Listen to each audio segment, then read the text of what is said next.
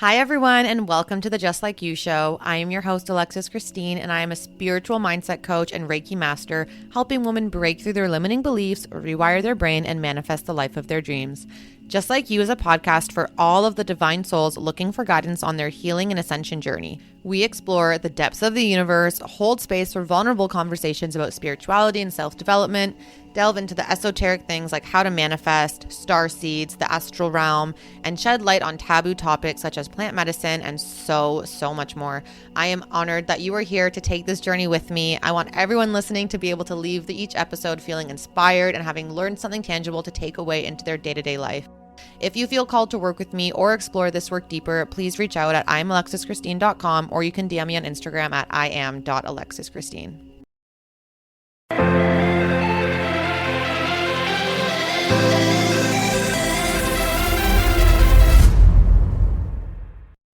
Hello, my beautiful divine souls, and welcome back to another episode of Just Like You. I'm your host, Alexis Christine, and today we are diving into one of the questions that I get asked most in my coaching with my clients, and it is, how do I fully connect and align with myself?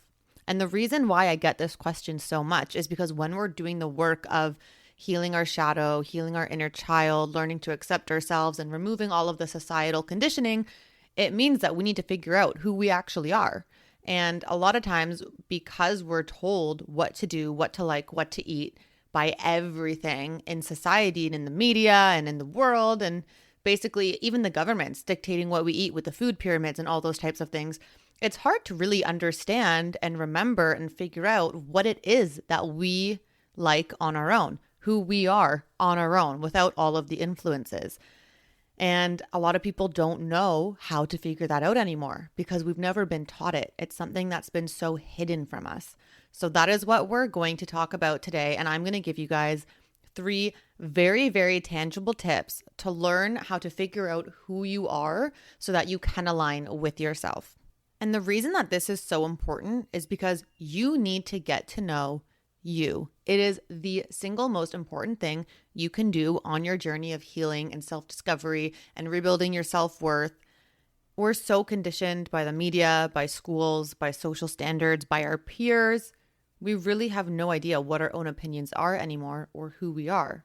There's so much pressure to settle down, to have kids, to start a family, to climb the corporate ladder and get to the top of your job. Like, is that even something that you want? Or is it something that society has told you is deemed as successful? So that's why you're trying to get there. There's so many things that we're working towards and we're striving towards that we think are going to bring us happiness. But because it's society that has told us that's what success is or that's what happiness is, once we get there, we're still hollow inside. We still aren't happy and we can't figure out why. So this is why learning who you are and reconnecting back to yourself is the single most important thing you can do. Okay, so the very first thing that I mentioned, I'll be giving 3. So this is number 1, reconnect to your inner child. And I know that this comes up a lot. It's a buzzword at the moment. Do your inner child healing, connect with your inner child, blah, blah, blah. But it really is so important because as a kid, we are not yet conditioned. We are learning the conditionings. It's being put on us, but more often than not, we are literally ourselves. We are so authentic to who we are. And that's why you see so many kids just doing the wildest things and being quote unquote weird and, having interests and other things that adults aren't really into because as we are raised, we're conditioned out of it. So when you reconnect back to your inner child, you can get a lot better understanding of who you are and what your interests are. So the way to do this is grab a journal and think about everything you liked to do as a kid. And I don't just mean like hobbies or activities. Yeah, great. That's part of it. But think about who you liked to play with as your friends and what games you played with them. What did you actually enjoy? What books did you like reading? What did you find interesting to learn about? Did you love going to the science center or the aquarium? Why? Was it because of the animals? Was it because you were learning? Was it because you had a hands-on experience with something and it wasn't so much about the topic? Really dig in to what you did as a kid, why you liked it. What was your favorite music? Yeah, I know there's going to be like the kid artists like Fred Penner and stuff, but there's other things. If you liked music, when did you like music? Did you love dancing and expressing yourself in that way? Did you love listening to music when you were just laying in bed before you went to sleep? Was it calming for you? There's so many different things we can find in our childhood that can help us reconnect to who we are now. And what you're going to do, once you've journaled it all out, you've gotten your list, you've figured out the things that you liked, you didn't like, all those types of things, we're literally going to do them. So if your favorite thing in the world was to go swimming every summer at the public pool, go swimming. Even if you feel a little weird going in a public pool now as an adult, who cares? Go to the pool, go to the free swim, make your way to a beach, go swimming there, find a lake, find a pond. You can swim in ponds, most of them. Just do the activity again. And this is where the societal conditioning comes in. Why do you feel weird going to a public pool? Because it's embarrassing, right? For most of us, it feels embarrassing. But why is it embarrassing? Is it because you're now in a bathing suit in front of all these peers from your community? Who cares? It's society that's told you being in a bikini is uncomfortable unless you literally look like a model. So you can see all of these things, how the societal conditioning comes in and stops us from doing what it is we like. Also, I am a certified lifeguard.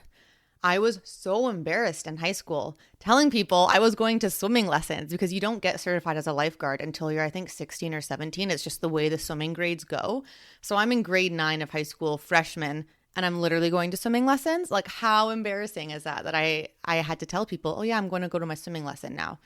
There's certain things where society deems it as embarrassing or as a not cool thing to do, when actually, if you're drowning, I can save your life right now. That's pretty fucking cool.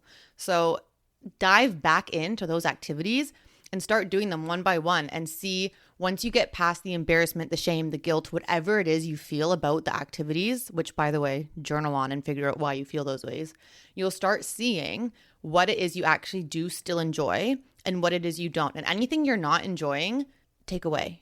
But make sure the reason that you're not enjoying it isn't because of fear of judgment or of shame or of anything around that, and that you genuinely just don't like the activity. So again, if your favorite thing in the world was to draw, like just to listen to music and draw, do it again. Try it. See what it feels like. Don't feel embarrassed about the fact that maybe you're not a great drawer and your pictures are going to come out looking like shit. Who cares? It's the art.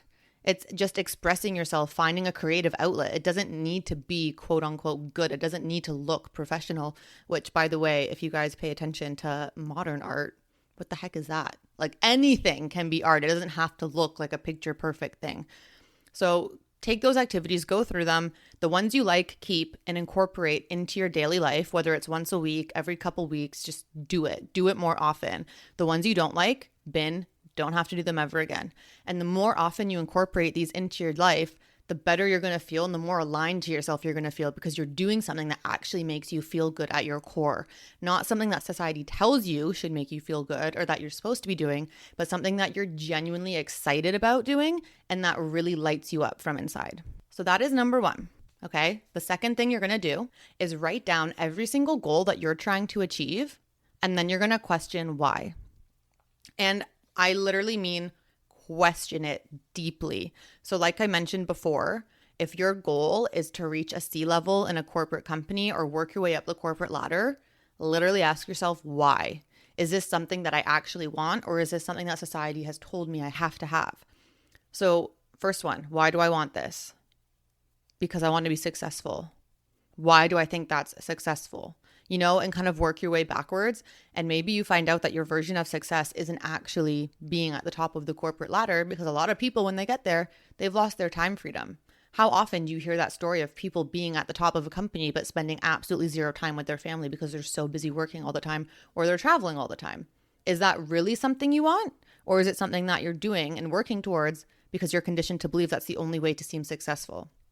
Or another way to look at it, is it something you want because you want to appear to outside people that you're successful? Are you doing it to look cool, to look successful, to, prove a point to certain people who told you couldn't do something? There's so many different avenues you can go down with this. I'll give you another example. This is going to be very superficial. And the reason I'm doing it is because I know so many people who have this goal. It's actually sad. I want a flat stomach. Why do you want a flat stomach? Because others will judge me if it's not flat. Why will people judge you? Because my body doesn't look like a model or a celebrity. But why? Why does that matter? Because it's different to what I see online and to what I see in magazines. And so you're working backwards. And really, when you get to the root of that, you can see the underlying theme of your goal is not actually to have a flat stomach.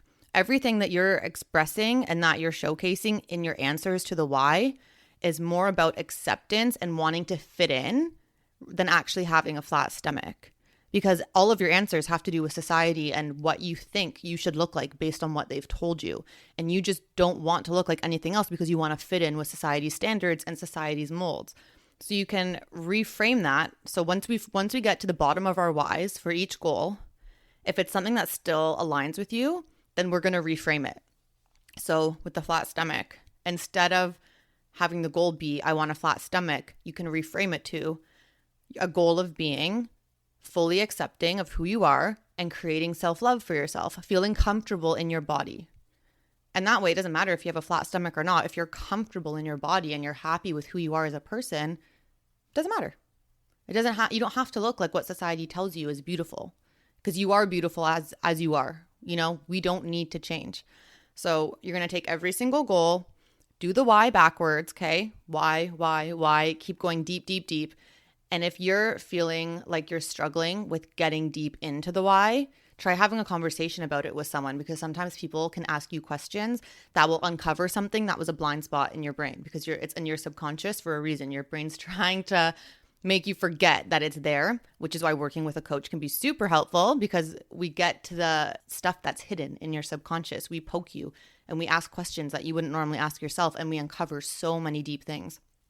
And once you get to the bottom of the why of the goal, if it is a goal that genuinely sits well and aligns with you and resonates with you, then you're going to reframe it into something that's not having to do with the societal conditioning or what you think it should be, the way I did with the flat stomach, becoming self-love. And if it's something that you realize, actually, this isn't something that I want at all, then you're just going to bin it. It's no longer a goal. You don't have to work towards it. We're done. And the third super actionable step for how to realign with yourself is to spend time alone. There is literally no better way to get to know yourself than spending time in solitude. And when I say solitude, guys, I'm not saying sit in your room alone listening to a podcast like you are now, or listening to music or scrolling Instagram. I literally mean GTFO with all of the electronics. Even if you have to lay on your bed and stare at the ceiling for an hour, great. Get into some solitude. I wouldn't recommend that because that can be a little you're going to get antsy, But go for a walk, spend some time in nature. Don't bring headphones. Have your phone on Do Not Disturb. I never recommend going without a phone, because if something were to happen and there's an emergency, you obviously want to be able to contact people or get help. But put it on Do Not Disturb or turn it off, put it away. You're not touching it. Take off your shoes, ground in nature, sit in a park, watch the birds. Literally just chill in solitude. Honestly, solo traveling is an amazing thing for this too, even if it's just a day trip. Like if you're in London, take a day trip to Brighton and just chill on your own. Explore the little town, go to the water. It doesn't have to be something big, but spending time alone, especially without distraction, will allow so many thoughts to come up in your head that are constantly suppressed because you're distracting yourself. And sometimes they won't be nice thoughts. It can be judgment thoughts. It can be thoughts of guilt. It can be thoughts of embarrassment or rejection. Sometimes you'll have random things come to mind that you haven't thought of in years that you completely forgot about. There'll be a lot. So I'm just warning you, it's not always comfortable, but sit in that discomfort. Embrace that discomfort and take your journal with you. Anything that comes up, note it down so you can journal on it afterwards. If you're going to a restaurant alone, which I've done many times, so many times, especially when you're solo traveling, and you're embarrassed about it, ask yourself why. Why is it embarrassing to sit at a restaurant by yourself? Because if you were traveling to the other side of the world, say you're in Rome by yourself, you have to eat. You're going to go to a restaurant, and at that point, you're not going to care that you're alone because you're traveling. Obviously, you're going to go eat alone. So why is it 10 times worse or 10 times more embarrassing if you're doing that on your own in your own town? Maybe you'll run into people you know. Who cares? Just say, hey, yeah, I'm taking myself out for dinner. I really want to try this new restaurant. It doesn't have to be an embarrassing moment. So take note of all of the feelings that come up, good and bad. What do you like about spending time alone? What do you not like about spending time alone? And then everything that comes up that's, I don't want to say bad. I don't like the word bad, but anything that comes up that's a little bit uncomfortable, causes you discomfort, take that and journal on it and figure out why. Get to the root of why. And the more time you spend alone, the more you're going to get in touch with yourself, because these thoughts will be coming up, and not just discomfort thoughts, but you're going to realize some activities that you do like doing, some activities that you don't like doing. You're going to get to know your mind a lot better, and it really just deeply connects you to yourself. And it's, like I said, it's a very hard process. It's not going to be easy. It's not going to be comfortable, but it is I honestly think the single most amazing thing you can do for your self-development, your self-growth, and really getting in touch with yourself. So this is going to be a super quick episode. Those are my 3 super tangible tips to get in touch with yourself, to figure out who you are, reconnecting back to you. And again, there's so many other things you can do, but those are my top 3 tips. And these things I actually have done and have put into practice. And I know 1,000,000% that they work. And I'm so excited for you guys to try them. If you have any questions, please shoot me a DM on either Instagram at the Just Like You Show, or again on Instagram at iam.alexischristine. As always, if you're enjoying the show, please rate it. Please share it with friends. We're trying to spread the word and help as many people as we can on their journey. I don't know why I always say why, because it's literally me, but that's okay. I feel like it just flows. So I'm gonna keep going with it. But I hope you enjoyed today's episode, guys. The light in me acknowledges the light in each and every one of you. I hope you have the most wonderful day, coming from someone just like you.